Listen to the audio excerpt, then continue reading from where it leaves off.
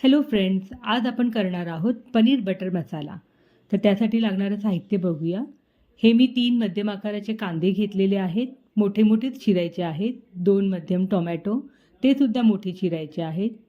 5-6 पाकळ्या लसणाच्या, 1 इंच आलं, 1 मूठभर काजू आणि 7-8 बदाम, हिरव्या मिरच्या 2.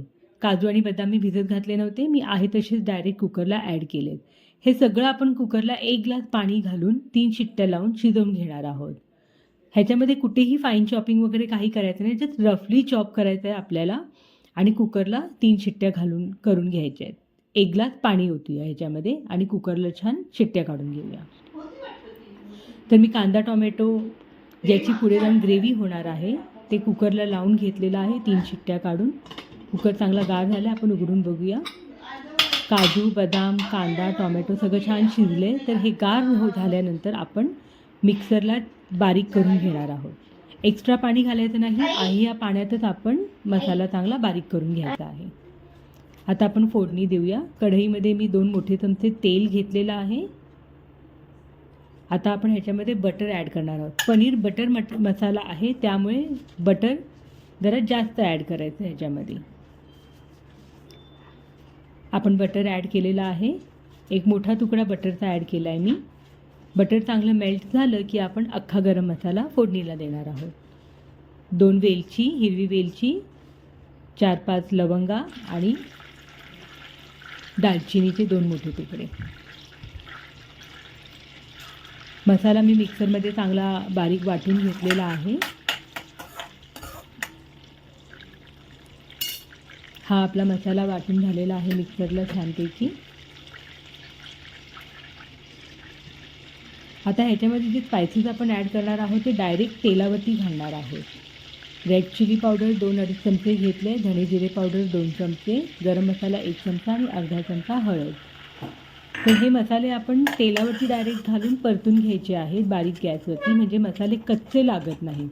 जर तुम्ही ग्रेव्हीवरती ॲड केलं तर ते थोडेसे कच्चे राहणार आणि तेलावरती ॲड केल्यामुळे ग्रेव्हीला कलरसुद्धा छान येतो पुढे. मसाले परतून झालेत. आता आपण मिक्सरमध्ये बारीक करून घेतलेली ही ग्रेव्ही ॲड करून मसाले आणि ग्रेव्ही चांगलं एकजीव करून घेणार आहोत. ह्या ग्रेव्हीला हळूहळू पुढे तेल सुटतं.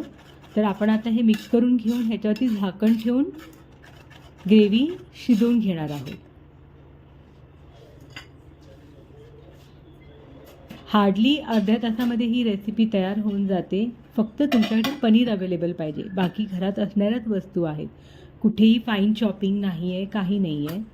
त्यामुळे ही पटकन होणारी डिश आहे. ह्याला चांगली उकळी आलेली आहे. आपण एक मिक्स करून घेऊया सगळं व्यवस्थित. झाकण ठेवून परत शिजू द्यायचं जरा.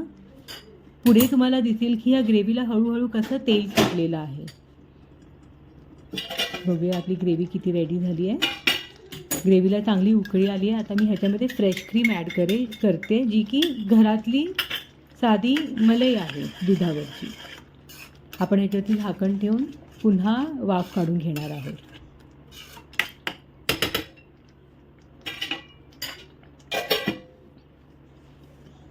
झाकण ठेवून वाफ काढायची आहे. ओपन ठेवून वाफ काढायची नाही, नाहीतर ग्रेव्ही एकदम ड्राय होऊन जाईल. तुम्ही बघू शकताय हळूहळू आता त्याला तेल सुटायला लागलं आहे. आता आपण ह्याच्यात ॲड करणार आहोत 100 ग्रॅम पनीर. पनीर मी तळून घेतलेलं नाही आहे किंवा पनीरला काहीही मॅरिनेट केलेलं नाही आहे तसं पनीर घातलं आहे. चवीपुरतं मीठ घालणार आहोत आणि हातावरती क्रश करून थोडीशी कसुरी मेथी घालणार आहोत. पुन्हा ह्याला मिक्स करून झाकण ठेवून चांगली वाफ काढून शिजवून घेणार आहोत. रेसिपी जर तुम्हाला आवडली तर चॅनलला नक्की लाईक आणि सबस्क्राईब करा. कॉमेंट बॉक्समध्ये तुमचे कॉमेंट नक्की सांगा आणि ही डिश नक्की ट्राय करून बघा, कारण की एकदम इझी रेसिपी आहे ही. आणि तेलावरती मसाले घातल्यामुळे आपण कोणताही फूड कलर ॲड केला नाही आहे तरीही ह्या ग्रेव्हीला एक सुंदर रेड कलर येतो, जो तुम्हाला ग्रेव्ही झाल्यानंतर दिसेलच. बघूया की ग्रेव्ही झाली आहे का. ग्रेव्हीला किती सुंदर तेल सुटलेलं आहे तुम्ही बघू शकताय, कारण आपण यात काजू, बदाम, क्रीम सगळं ॲड केलं आहे. त्यामुळे ह्या सगळ्यांनी छान तेल सोडल्यामुळे ग्रेव्हीला मस्त तेल सुटलेलं आहे. तर आपण गॅस घालून एक 5 मिनटं ही डिश वाफवून घेणार आहोत आणि मग सर्व्हिंग बोलमध्ये काढून घेणार आहोत. नानसोबत, जिरा राईससोबत खूप मस्त लागते ही. सो आपला पनीर बटर मसाला रेडी आहे. आपण सर्व्हिंग बोलमध्ये काढून घेणार आहोत. ग्रेव्हीला किती सुंदर कलर आला आहे बघा. चॅनलला नक्की लाईक आणि सबस्क्राईब करा. थँक्स फॉर वॉचिंग आणि नक्की ट्राय करा.